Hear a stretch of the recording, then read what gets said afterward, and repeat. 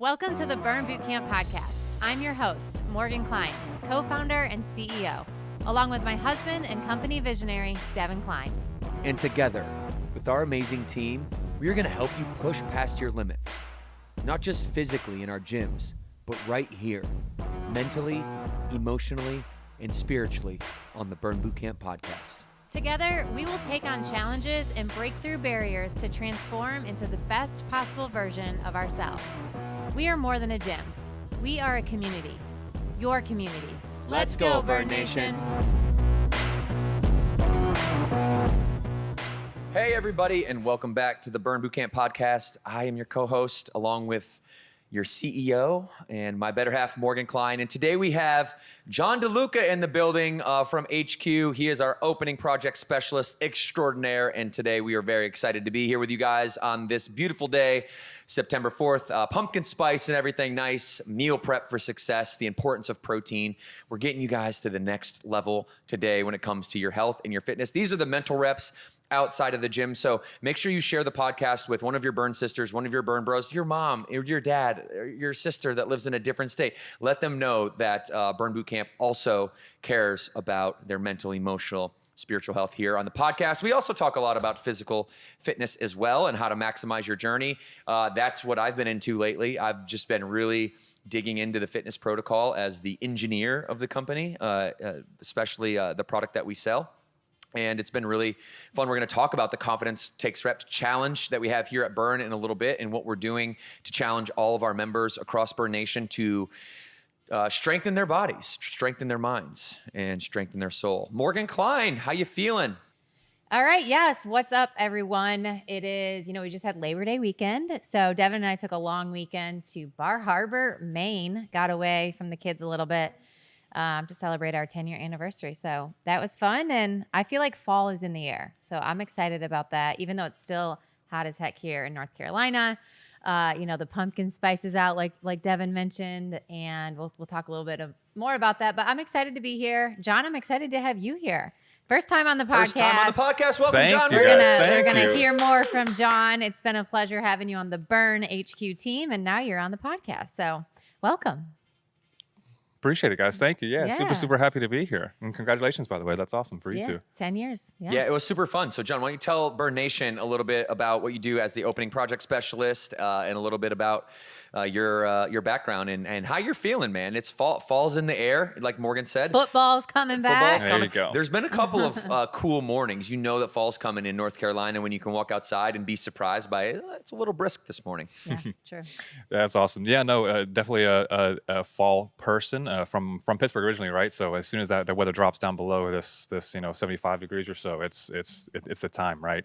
But obviously super excited to be here too, guys. Been in the industry for the last about 10 years or so. So working now with the HQ team as the project opening specialist, as Devan said, basically get to be the first line of communication from our franchise partners to us here at headquarters. So a lot of coordinating, a lot of keeping folks accountable, and obviously the end goal is to help them get their doors open in an adequate amount of time. So yeah. Definitely. That way we can get members into the gym, open those doors, and do what we all came here to do, which was to impact the lives of the families in our communities. And we have coming in the middle of it right now. We just launched this. It's Confidence Takes Rep Challenge, and I want to talk to you guys a little bit about this because you're going to be doing these workouts all month of September, and it's really important to track your progress and anything in life. You can't manage what you don't measure, but especially in fitness because it is so scientific. It's like if you get your protein in, right, and your calories are in a slight deficit, your protein is high, and you're doing resistance training with little pops of conditioning, it's like that's the formula for an athletic, strong, lean body. And we know that when we use the body, the mind is what is really the engine to the body, propelling it to take action and to go do things. So the mind-muscle connection, the mind-body connection is inevitable, and you're going to feel the mental strength just by challenging yourself. So that's what Confidence Takes Reps is all about. We are after confidence, everybody. So we need to track that, and we need to show ourselves how strong we're getting, because here's what I know, and you guys know this as well. most people don't realize how strong they actually are. They sell themselves short because maybe somebody else in their life had sold them short and conditioned them to think that way. And so confidence takes reps is about breaking that pattern. We have 4 different exercises, okay? We have goblet squats. These are for 12 rep max, okay? Then we have snatches. This is a 12 rep max. Then we have burpees for a 2-minute max rep. And then we have chin-ups for 2 minutes max repetitions. And we want to get better over time. What does better mean? Better means your repetitions plus your weight equals your volume. It's a very simple formula. So the amount of reps you're doing with the amount of weight, you times those things together, that equals your volume. And we want to increase the volume over time. So members have an accountability tracker in their member packet that you're able to download and really use for this challenge. But the goal will be to show up on these challenge days with an approach and an attitude that I'm going to set up. I'm going to hit a PR, a personal record. All right. And each day that we do have one of those 4 exercises that we're tracking, each one of those days will be noted in the weekly protocol graphic that we put out on Instagram. So make sure that you're approaching these challenge days with a purpose, with intention, and that intention is to get stronger, do more reps for the 2 conditioning exercises, chin-ups and burpees. Do more reps in the 2 minutes that you're allotted, okay? And then on the strength, the hypertrophy exercises, goblet squats and snatches, 12 reps, increase your weight as much as you can through good, clean form. And our trainers are going to help you through this throughout the entire month of September. We're already into it now here. And it's just really exciting to be in a period of time. We're all back to school. It's fall. Everybody's getting back into a normal routine. So, hey, here's a way to do it. Show up to Burn, track these exercises. Bada bing, bada boom. Let's go. We're ready to rock and roll. All right. So make sure you grab that progression tracker if you are a member and go. It's not too late to get started. Okay. Sound good? And John, we also have something coming on the nutrition front. We talk so much about the importance of protein and the simple adjustments that we need to make in our lives in order to get the goals, reach the goals and get the results that we've always wanted. We talk about protein being a huge part of that formula, baseline philosophy, 100 grams or more for every human being. And we want to provide ways to make that happen for you. So John, when you talk about pumpkin spice Afterburn relaunch, it's coming back, baby. Woo! Ooh, guys, listen, it's time, So right? good. It's so good. It's time. It makes sense again, right? But again, fall is here, guys. Again, with obviously within the September timeframe now, it's pumpkin spice season and it's back again. Burn. We know you'd like it, right? We're gonna ride the wave We know again. you love those PSLs at Starbucks, but this is a better option, right, John? It is. But let's be Yeah. honest, right? You have no idea what's all in there. But we know what's in this Afterburn protein for sure. So indulge again, guys. Cravings. There's obviously without the sugar. The Afterburn pumpkin spice again is definitely going to be your go-to fall time drink again. Post camp nutritional drink as well. Yep. I So- actually like it too in my coffee. So if you are a pumpkin spice that's latte good. lover, that's a little trick here. Get your coffee and then blend a little bit of almond milk or whatever type of milk that you like with our pumpkin spice flavor. And there you go. Bada bing. I love You it. get your protein in, not love as it. much sugar. So you guys can find it in locations. So go check that out. We'll put all that in the show notes. And once it's gone, it is gone for the season. This is just one of our seasonal flavors. Okay, so how do you take your Afterburn? You take your Afterburn like this. Ready? Double scoop in the morning. All right. Overload. 2 scoops. Here we go. Uh-huh. Yeah. You want 2 scoops. Why? Because you want that protein synthesis to get started right away. We used to think that, 40 grams or more was too much to process. Not true. Go get your 40 to 50 grams right away. Your body will process it. Do it first thing in the morning. Kickstart protein synthesis. You could end your day the same way and then maybe have a couple variants of whole foods in the middle. If you're somebody like me that's on the go all the time, you want to get your 200 grams of protein in, that is my routine. 2 scoops, double scooping in the morning. I probably have chicken or beef or eggs or fish throughout the day, 2 to 3 times. Maybe 20 to 25 grams a serving. And then at the end of the day, before I go to bed, especially before I go to bed, because I have such a sweet tooth, it is 1 more scoop, little almond milk, and a peanut butter cup Afterburn bar, baby. And that's about 200 grams of protein right there. Nice. All right? So how do you afterburn? How do you get your protein in? Let us know. We are, as always, going to have some member Q&As today. And we're going to start with Ben from Winter Garden, Florida. And Ben said, I've heard you guys talk about calories in, calories out when it comes to weight loss on the podcast before. Should we also be focusing on tracking our macros or focused on tracking our calorie intake? All right, I'll save myself for last on this one. Ben, I've got some thoughts, but I do want to kick it to Morgan first, and then John, I'll circle back and I'll answer your question, Ben. Morgan, what do you think about Ben's question? We talk about calories in, calories out all the time, but that's not all there is to the story, is it? That's not. So yeah, that's a great question because it isn't as simple as calories in, calories out. And there's a lot of different philosophies out there, and I've pretty much tried all of them, I think. If it fits your macros, you eat it and not worry about calories, or just tracking your calories. But I think it is a very happy balance in between the two. Because number one, if you are eating a bunch of calories and maybe you are keeping it around 15 to 1800 at your allotted calorie allotment for the day, but it's all fat or it's all carbs and you're not getting protein in, then you're not going to see the results that you want. So I do think it has to be a balance between what are those calories being comprised of, and that's the where the macros come in. And then on the flip side of that, if it fits your macros, well, if you're hitting your macros, then likely you're staying within your calorie range. But sometimes, you could still go off the deep end. And it is about that deficit that you need to make if you have weight loss goals. And so I think they're equally as important, Devan.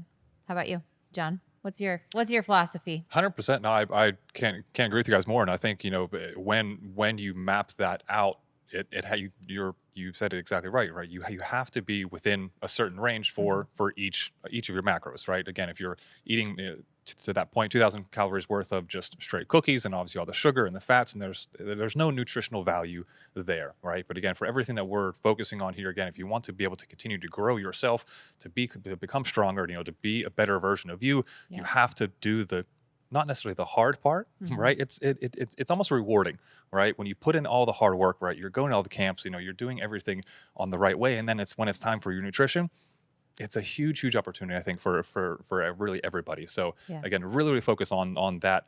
Again, that average and that range. If you can stick to it, if you can be a little bit more specific with it, you can definitely accomplish your goals for sure. Yeah, absolutely. And the best way to do that is to make sure you are tracking, at least for a period of time. I know it can be tedious. It can feel like you're maybe obsessing over numbers, but until you really understand what 100 grams of protein looks like, what 1,500 calories look like in your diet, you really do need to take some time to track all of that.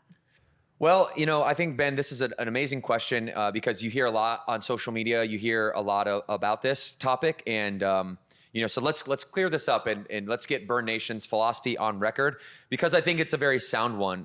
And I'd like to just break it up into three pieces, okay? First one, you have to talk about calories in, calories out. You can't get around that. Total daily energy expenditure, or TDEE, is the amount of calories that you're burning on a daily basis. And if you intake more energy than you're outtaking, you're not going to ever see any muscle. Like you're always going to either gain body fat, and your hard work it's still effective. You can still obviously build muscle, but you're going to build muscle, you're going to gain weight, you're going to gain body fat, you're going to gain tissue, right? If you're over your calories. So total daily energy expenditure is really important. And if you want to train to be lean, strong, capable of doing conditioning movements, capable of lifting your body weight or more, it's my opinion that you want to, keep your protein at about your body weight in grams, ideally at about that, generally speaking,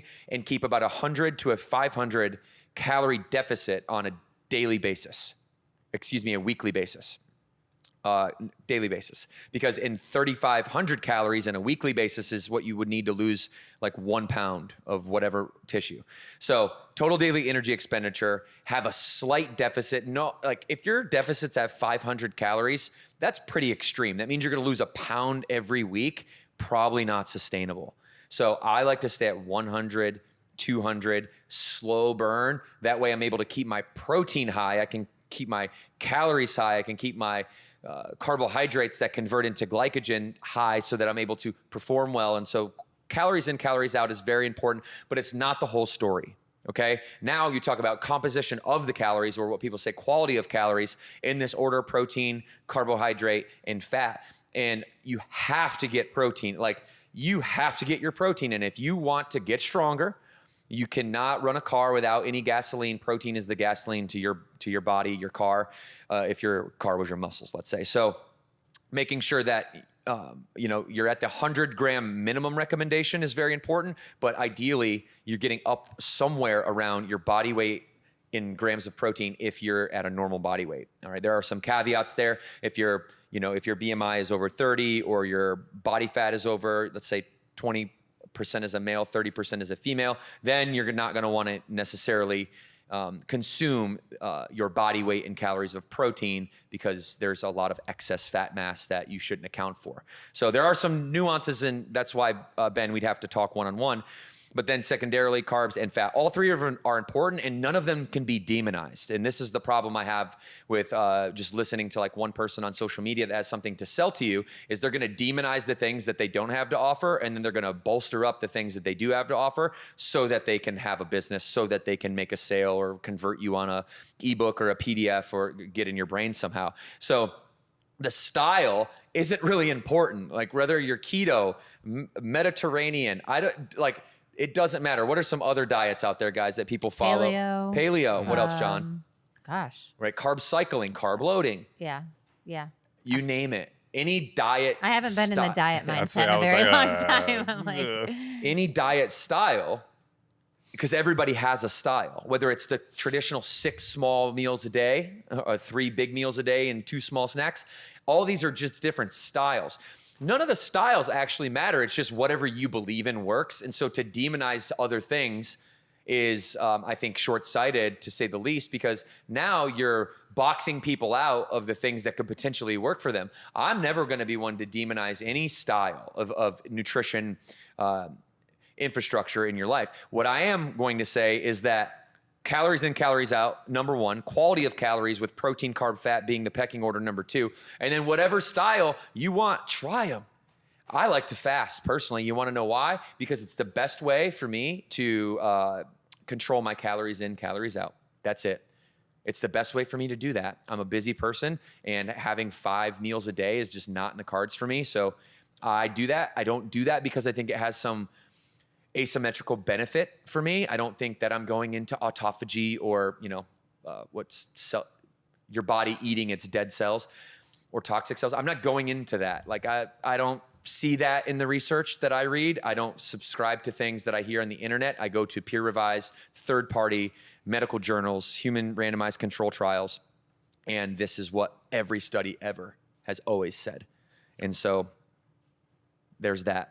And don't demonize the styles of other people's nutrition, because it works for them, and as long as it works for them, you should be happy.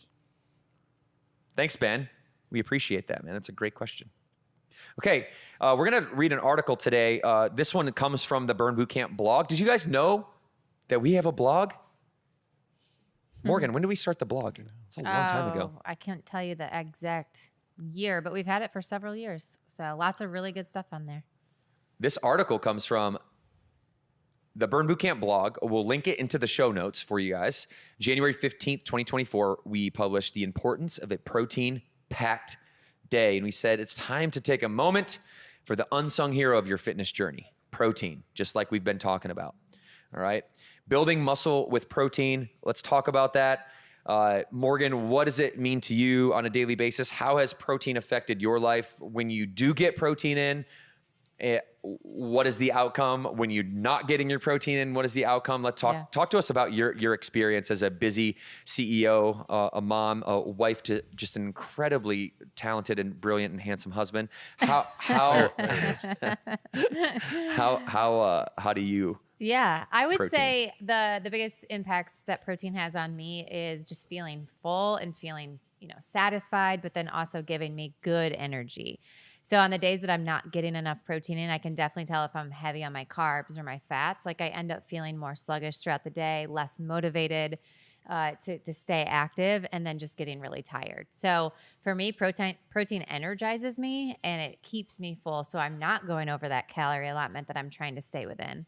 And so I've had to learn different tips and strategies to get 150 calories in, or I'm sorry, 150 grams of protein, excuse me, got my measurements wrong, a day. And obviously Burn Nutrition helps a lot of that, because it is hard if you actually do start tracking your food.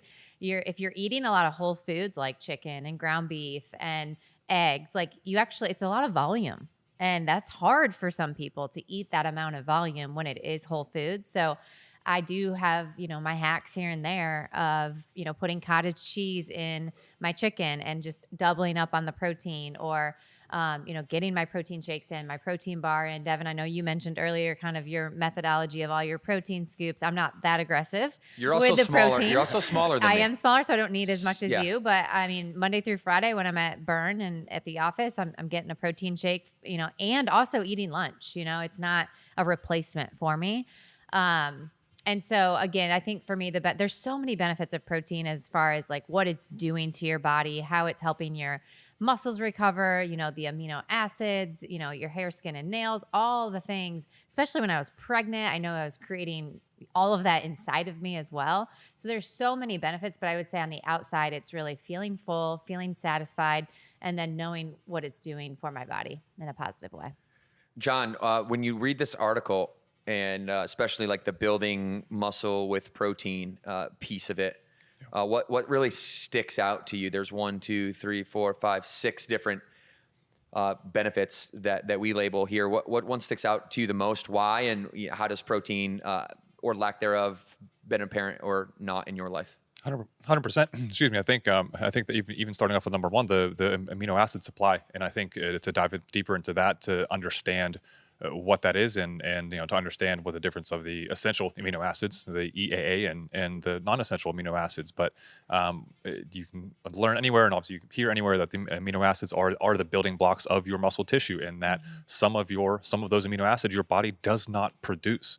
And obviously you have to get those ones obtained through your diet, and obviously through supplementation as well too. So again, obviously with Afterburn, and the Afterburn bars as well too, all of those are containing obviously each and every one of those amino acids as well too. So again, to know that your body just doesn't do it by itself. Unfortunately, your body can do a lot of things, a lot of great things, but again, those just a handful of amino acids, that essential amino acids that aren't produced, you definitely have to get through your diet. But so I think that one for me sticks out the most.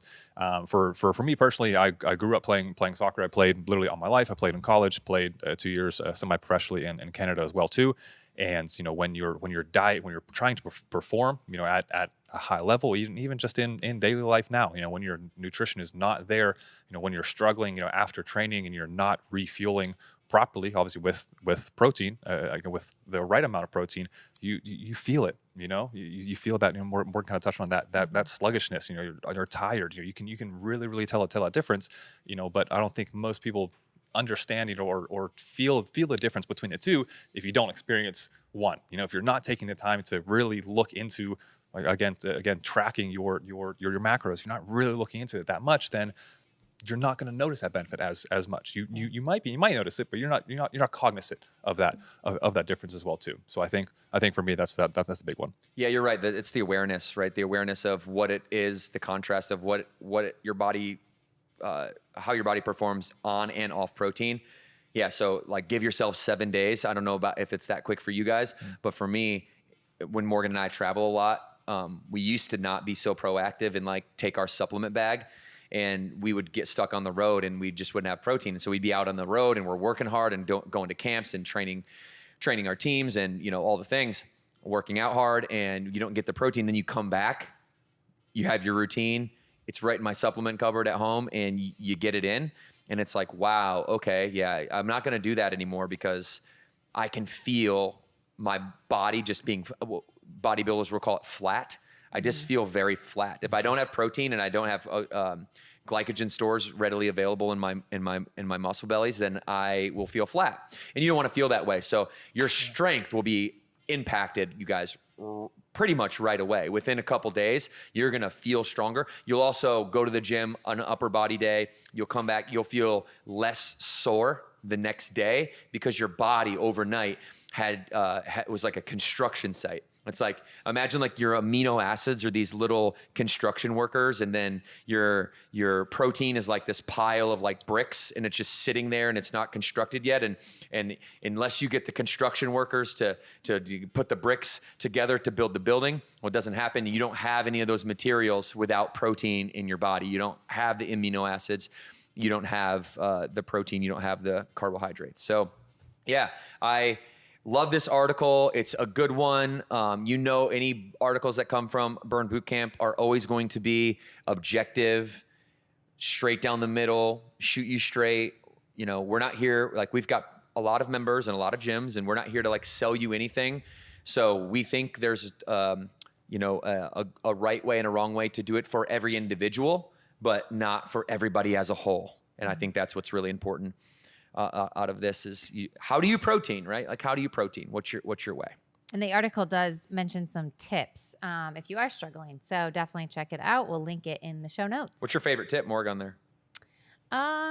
Probably to include protein in every meal. Ooh, okay. Yep.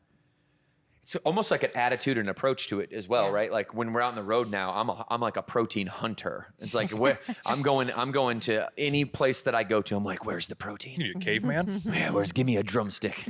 I'll be good to go. Yep. But there's always a Whole Foods near you. There's always a grocery store. There's always a Publix, a Harris Teeter, a Food Line. There's always available options. It is your decision. Like, what are you going to decide? Mm-hmm. Just because you want to eat a cheeseburger and have a beer doesn't mean that there's no healthy options available. Oh, it's all I had. It's all there was around. I couldn't find anything else. That same place that served you the cheeseburger and the beer could have served you, if you keep the beer, make it a light beer, and serve yourself a salad. How about that? You could also get that at the kitchen. So let's move on to another member Q&A from Amanda. Amanda comes from San Antonio, Texas. Shout out to Amanda. Can you talk about the importance of fiber in our diet and how people can incorporate more of it into their meals? The importance of fiber in the diet and how people can incorporate that into their meals. John, do you have any thoughts on fiber? You're a former professional athlete, college athlete, soccer superstar. I wouldn't go that far. You probably have wrestled with fiber in the past. What do you know about fiber? What can you teach us about fiber? You're on stage, buddy. Here we go.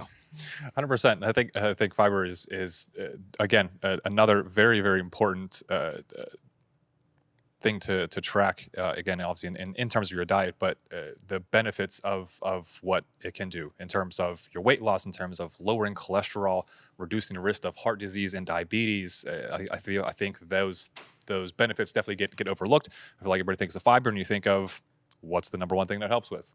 Pooping. 100%, right? So again, I think everyone's like, I'm something's not right. I'm not having enough fiber, but there's obviously a heck of a lot more to it. So I think understanding and learning about those benefits is number one. Mm-hmm. Talking about the different varieties or the different sources, right, of fiber as well too. Obviously your fruits and vegetables, but you can dive deeper into your whole grains, your beans, your seeds, and even nuts as well too. So there are a lot, pretty much just like protein, right? There are a lot of different sources, and again, it's obviously kind of finding which ones you like and which ones you don't like. If you don't like broccoli, don't eat broccoli. Whatever, it's fine. Obviously, there's different options for everybody there too. You can obviously look into the soluble fiber versus insoluble fiber as well too. Again, within those different sources too. The soluble fiber, obviously, again being able to be broken down within water, within oats, peas, beans, again apples and fruits and things. Versus the insoluble fiber, again, which obviously is going to be able to be the one that actually adds that bulk to your stool, if you will, and promotes your regular bowel movements too. So again, all things considered, another super important and obviously necessary nutrient as well too. That's got to be the title for this episode: is add bulk to your stool. That's gotta be the title here. That's a good one. Morgan, your relationship. Yeah, I think it's a good reminder of the different health benefits that you said, because I definitely think about fiber and digestion. Like we said, helping you go to the bathroom. And listen, as women, that can be a challenge. I've been there. I've done that. There's irregulations, and it's not fun. And a lot of that has to do with our hormones. But if we can consistently make sure we're getting that fiber in, it definitely is going to help. And I think that's more and more of a challenge as we are a grab and go society, and we're kind of eating on the go. And so this is just a good reminder to make sure you're picking up an apple and make sure you're getting your veggies into your meals. And as much as meal prep is great in reheating things, like make sure you're also getting what you need high in fiber. And there's other tricky ways that you can do this as well as you're planning out your day. So make sure you're looking at the back of the labels and seeing how you're getting fiber into your diet. So the importance of fiber in your diet, and how can people incorporate into meals? Okay, so I'll answer the side of how to incorporate it into meals. If you are having stool issues, it might be a good idea to start your day with some maybe like whole grains or like some oatmeal, or maybe I love Ezekiel bread, which is live enzyme bread, not flour-based bread. I think is Dave's Killer Bread. Is that flourless bread? It's not? Mm-hmm. Okay. Ezekiel then is my favorite. I thought Dave's had one that might be. I know a lot of people like Dave's Killer Bread. I like Dave's. I give it to the kids. It's not like gluten. They have gluten-free, but it just has better ingredients in it. Ezekiel toast, the cinnamon raisin Ezekiel toast with a little tiny layer of peanut butter on it is, do that with like a Afterburn double scoop in the morning and you are good to go, my friends. Snacking on fruits, snacking on vegetables is a good idea throughout the day. Apples, oranges, pears. Like John was saying, raw veggies. Who wants to really snack on raw veggies? In my opinion, there's not too many people out there that like it. But if you're like my daughter, for whatever reason, she loves to snack on bell peppers, like sliced bell peppers. All of our kids do. Nice. Shout out to Casey, our nanny, for getting our kids to like fall in love with vegetables. By some wizardry or magic. Our kids, that's awesome. Yeah, our kids. I also promote them eating like beans and lentils and things like that. So it's nuts, seeds. I mean, if you're not efficient in fiber right now and you know that, my advice to you is go slow into it, or else you might run into constipation if you just start scarfing down a whole loaf of Ezekiel bread right away. Yeah. John, you were going to say something. Yeah, you brought up the peanut butter on top of Ezekiel bread. How much peanut butter do you use? Well, you said a tiny little bit. Obviously, the serving size is 1 tablespoon. Nobody ever uses just 1 tablespoon of peanut butter, though, do they? Yeah. So here's my theory that like it's the minimum amount viable that covers the whole piece of toast. So I go like take a knife and I'll cover edge to edge, and at the end I'll just like scrape off the excess, and whatever's left there is mine. And that's usually works out to be way less than a teaspoon. It's like less, just enough. Ooh, you know what else is really good? Oh, you put some grass-fed butter on that thing. Ooh, grass-fed butter. Or you put like the Ezekiel bread in the toaster, toast it, peanut butter on top afterwards. If you'd like to, this is where you're getting naughty. Now we're getting naughty, John. Then you sprinkle a little bit of cinnamon sugar on the top, just a little added. Now that's if you're feeling a little froggy, but time to time. Hey, listen, if you're focused on building muscle and every single day you're showing up in the gym and you're showing up with your protein and you're building muscle, your body will start to become a calorie burning, metabolic, efficient machine. And you can sprinkle a little, extra little sugar on your toast every once in a while, and it's not going to harm you too much. So yeah, it's an interesting relationship with fiber. I need to learn more about fiber. I don't know too much about it outside of just its interaction to carbohydrates and net carbs and all of that. But yeah, something, I'm writing that down. We're going to explore that more here on the podcast.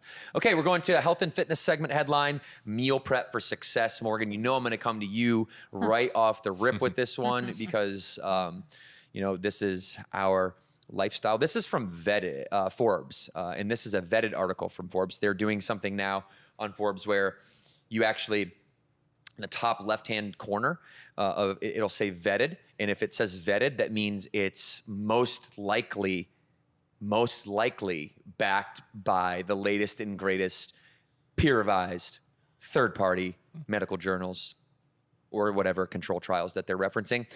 But it's important now to do that because, journalists or staff like Katie Simpson at Forbes now are held accountable to the things that they write. So a personal trainer's guide on how to meal prep for the week. This is coming from Forbes. Just a personal trainer guide, or? I think this is. It's coming from a personal trainer. Coming from a Got personal it, trainer. yes. So let's what personal trainer is this? Is this Katie? I don't know. Yes, she says as a certified personal trainer. Okay. All right. So, Cool. So she wrote this article. Yep. All right. So we're gonna shout out Katie Simpson. We have listen. We have love for the whole industry, not just burn trainers. We love you too, Katie. And Yeah, go so ahead. this article dives into obviously the convenience of meal prepping, but also the cost savings of meal prepping. And so I am a huge fan of meal prepping. I've been doing it for probably 10, 12 years now. I used to actually run meal prep workshops for my members back when I was a trainer in Cornelius. And I would teach them how to prep for an entire week. In about 2 hours. So I love doing that. And we still do it at the Kline family household, although we have now incorporated burn meals, which I'm kind of teasing you on some new launches coming this fall. But it's important for us because we are so busy and it saves us money.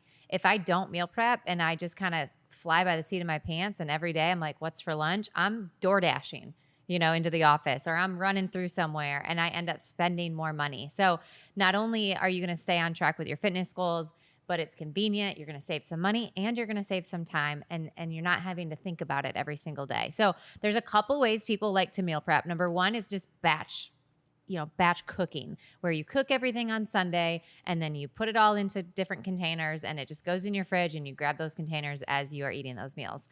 Another way is to pre-prep ingredients. So let's say I know I'm going to have something that requires like fajitas one night. Well, maybe on a Sunday, I'm going to cut and chop all of the onions and the peppers, and I'm going to marinate my chicken. And then that night I can just kind of put it all together. So it eliminates that prep time. I don't typically do that because I don't even have time to do the prep on a given day with, work and kids and all the things. So I personally am a fan of either batch cooking up chicken, or actually individualized putting it into Tupperware so I can take it into the office. So I'm a huge fan. I know I encourage this with a lot of people that are struggling to get their protein in or stay within their calories, because what you can do during a Sunday is knock it out for 2 hours and you kind of know exactly what you're eating then throughout the day. You take that guesswork out of it. I go as far as weighing the amount of protein that I have in. So you can do it all kinds of ways, really, whatever works for your style. And thankfully now my kids are old enough where I get to incorporate some of that time with them. They get to watch me, they get to do it with me, and I'm teaching them how cooking and healthy food is easy. Yeah, absolutely. And healthy food has to be easy because being healthy is hard. And so what we have to do is take complex things and conceptualize them. And meal prepping is nothing more than a concept. We wrote about this in our book, right? And we talked just about how it's all around convenience. It's all around meals and recipes that you can make in 10 minutes or less. As Morgan mentioned, meals are coming out in like a few weeks here, people. It's coming pretty soon. So keep your ears perked up for it. We're going to make it even easier for you to get the meal prep in.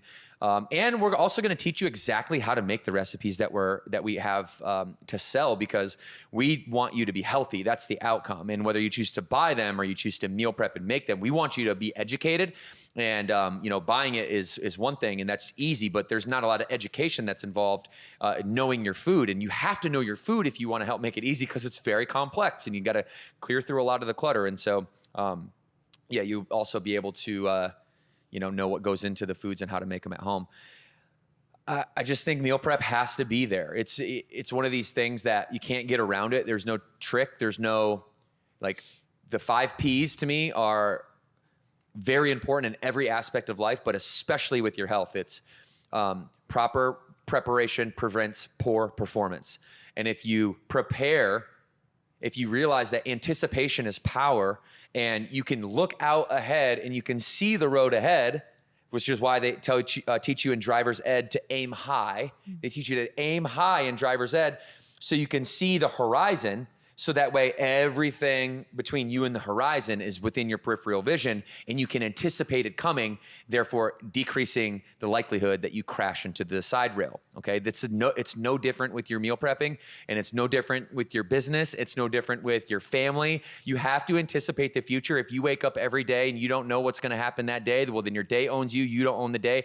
Good luck being successful. Good luck having health and happiness in your life when every single day you wake up and you're already starting from behind. So meal prep, let it be the anchor to your energy. Think about it that way. Think about your food as energy. It's the anchor to all of your energy. If you want to be a better mom, if you want to be a better professional, if you want to be just a better person overall, well, get your energy up. Get your energy up. What's the best way to get your energy up? Well, food is that. It is the energy for us. That's all calories are. That's all macros are. It's the energy unit for a human body.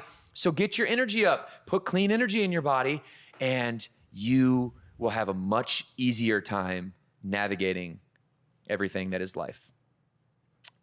Agreed? Can we do that out there, everyone? Yep. Okay. Easy enough. Easy enough. Easy peasy. Okay, we're going to move to another member Q&A. This is my favorite one of the day. All right, people, this is my favorite one. You guys are going to love this one. And this comes from Jesse at Alexandria, Virginia. And Jesse asks, can you talk more about North Star goals? Can you talk more about North Star goals? So Morgan, why don't you break us down on what we talked about in the book with North Star goals? And if you'd prefer that I do that, just tell me. Yeah, you were excited. I feel like I want to hear what you got to say on North Star goals. You do? This is your chapter. Can you tell that I just wanted you to I'm just trying, I just want to try to make space today. I want to hear. I want to hear from you because you're the North Star goal of our family and our business. Okay, so. I'll do that. If you want me to, I will do that. Okay, so I'm gonna do that, and then I'll pass it to you guys for your comments as well. I thought a lot about this question, how to set goals. Because I think everybody has some idea that setting goals are important. I think every guru, motivational speaker, leader, mentor has told you you have to set goals, you have to anticipate the future, but they don't often tell you how to do that, okay? Or really why, but it's you have to, okay? And I agree with that. So let's break down a how and a why and a combination of both. And it's really two pieces that I'll break it up into the North Star goal and then what I call the push-pull motivation. The North Star goal is defined as a vision in 10 years of what a perfect day would be like if you had to repeat it over and over and over for the remainder of your life. So zoom out 10 years from now, get yourself out of your current limitations, get yourself out of your current circumstances. What would a perfect day look like if you had to wake up and you had to live it over and over and over and over and over and over and over and over, and you had to repeat that indefinitely for the rest of time? That's putting you in a position to do only the things that give you positive energy, only the things that you enjoy doing, okay? So what does that day look like? Here's how you do this. People learn by stories. The oldest Bible, or the oldest book is the Bible. All stories stem from the Bible. Humans learn by stories. You can't learn information tells, stories sell. You got to sell yourself on yourself. How does that work? Write out a story. What does that perfect vision look like for you in 10 days? And be detailed, almost as if you're writing a movie script in a movie scene. What are the actions? What are the people that you're with? Who, what, when, where, why, how? Is it sunny? Do you have sunglasses on? What brand of sunglasses on? Does your wife like the sunglasses that you have on? Does your husband like the where are your children at? What are you eating? Do you have somebody making your breakfast for you? Are you making it yourself? Are you working out? Are you working? Or do you have a job? Don't you? All the questions of life when it comes to body, mind, emotion, spirit, time, a relationship, work, money, all of these things have to be accounted for in your 2-page story. That is a North Star vision. You're telling yourself a story about yourself in the future.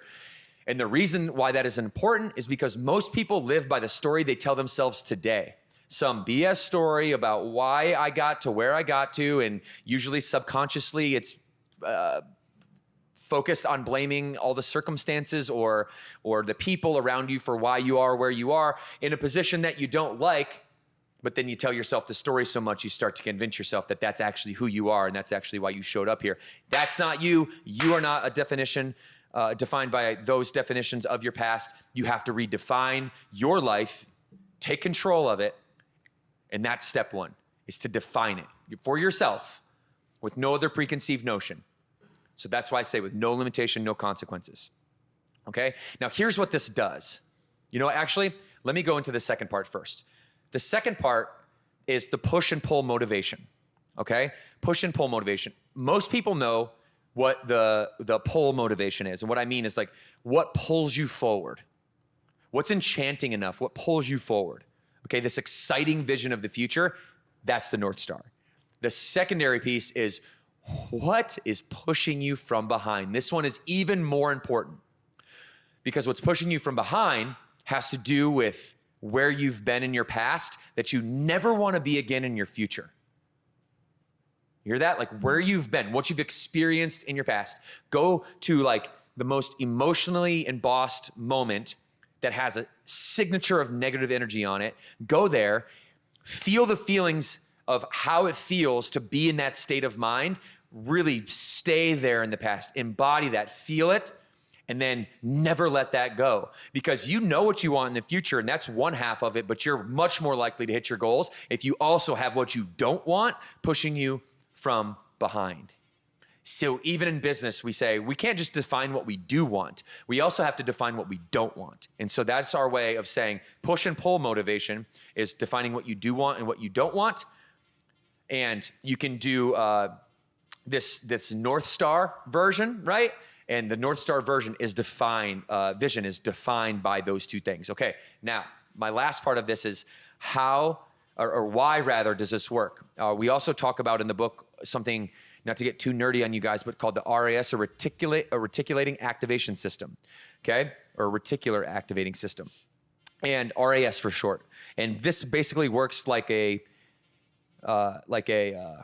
reality. Like as if you experience something, then so you should think it. So if I experienced this thing in my past that I don't wanna, that I wanna run away from, okay, I have that emotion attached to it, okay? But that vision of the future, and if I just think about it, it'll be very faint. But if I feel it, if I start to feel it, now it becomes tangible, and now it becomes something that's real. And actually, and I'll explain just a quick study that you guys can go research into this if you'd like to, but there's a study in 1995 in the Journal of Nature where Dr. Pascal Leone and his colleagues, what they actually did is they studied two control groups. One control group playing the piano, actually playing the piano, and then another control group actually playing the same song, but just thinking about playing the piano. And there was no difference in the brain plasticity, the neuroplasticity of the brain, or the ability for the brain to make net new connections. There was no difference in the group that played the piano, actually, versus that didn't play the piano and just thought about it. So what does this tell us?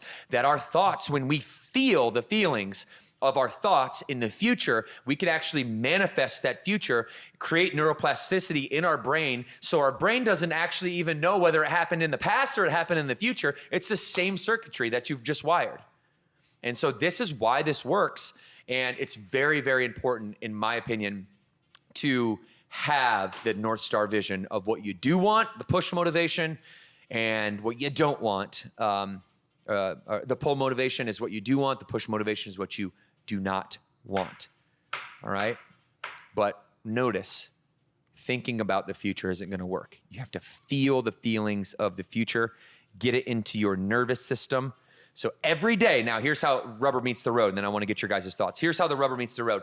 Now you have this story of what you want in your future. You have this story of what you want to run away from in your past. You'll never go back to it again. You wake up every day and you read it and you ask yourself the question, how do I want to feel? How am I feeling? How do I want to feel? And consciously take from thought, drive down to emotion to the point when you get tingles. If you know you got tingles, your central nervous system, your intuition is fired up. You're ready to go. That's all it takes. Get on with your day. But read it every day. Don't think it, feel it. And I promise you guys, this is my process on how Burn went from literally a concept floating in space that nobody knew about to a decade later being one of the biggest fitness brands on the planet. It's because I saw it happening before it actually happened.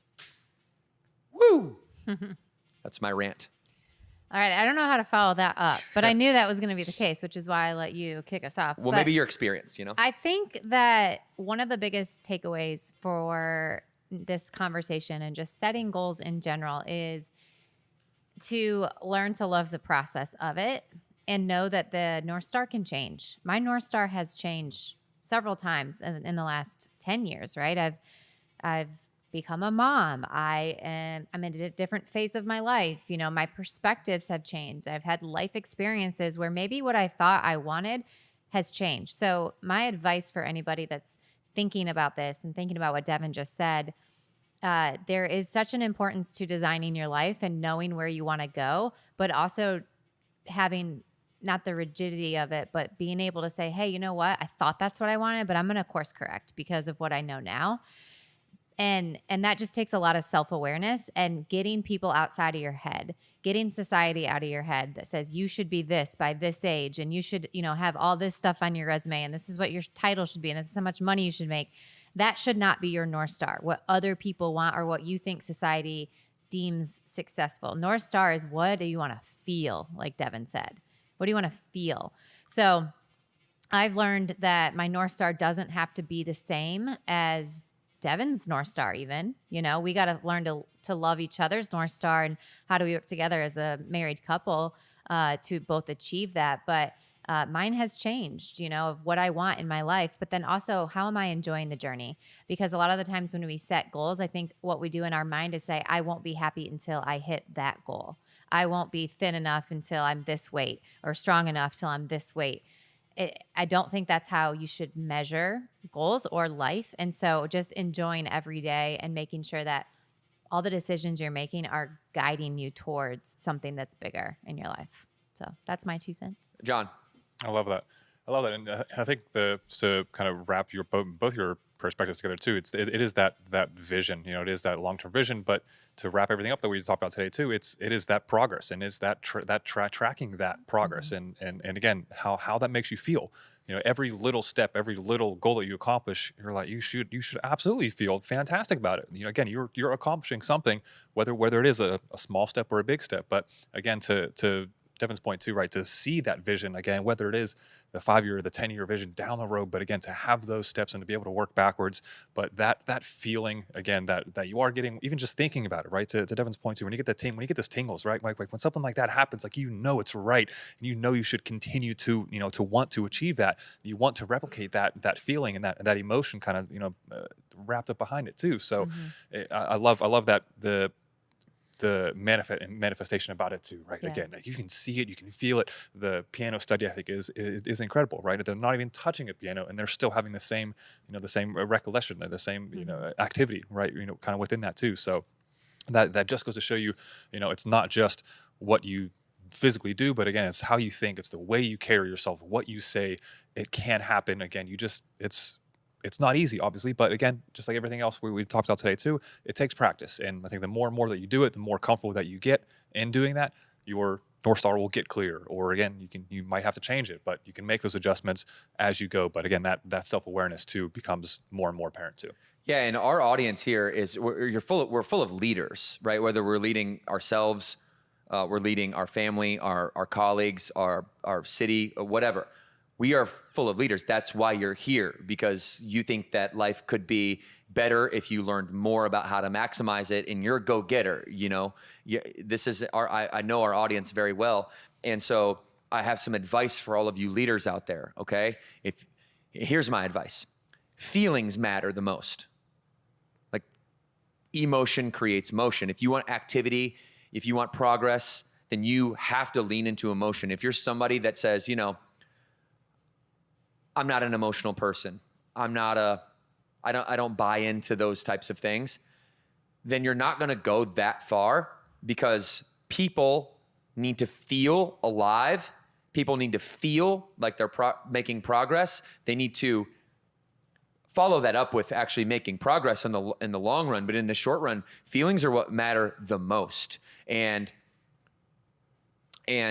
being able to navigate people's feelings objectively, being able to say, I understand the way that makes you feel, and deploy empathy toward feeling, is a skill that leaders have to bring forward, and they have to mature that skill, because if you do not, you're not going to be able to move people to action. If you don't understand what I'm saying about North Star push-pull motivation, if you don't know the visions of the people around you, and you don't know how you want them, you don't know how they want to feel once they've achieved that vision, then you don't have any, solid ground to stand on. You don't have any way to motivate those individuals, because we're all motivated by the state of the future in which we will feel. That North Star vision I talk about, writing all those 2 pages, that's all to produce one feeling